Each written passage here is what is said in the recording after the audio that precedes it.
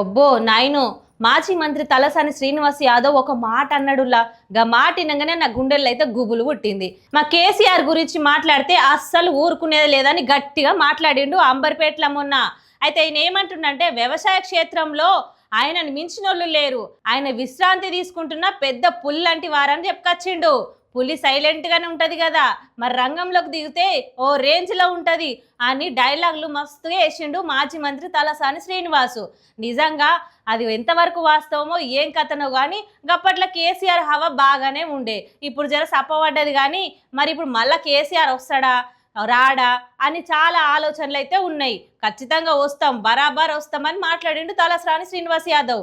అయితే మరి ఏ తీరుండబోతుందో తెలియదు. అయితే పోలీస్ రాజ్యానికి అయితే ఆయననే పెద్ద పులి అని చెప్పుకొచ్చిండు. మరి ఏమవుతుందో ఏం కథ, రాబోయే రోజుల్లో మరి కేసీఆర్ వస్తుందా, టీఆర్ఎస్ పార్టీ పెట్టిన కవితకు వస్తుందా, మరి ఇప్పుడున్న కాంగ్రెస్ వస్తుందా, బీజేపీ వస్తుందా తెలియకొచ్చింది.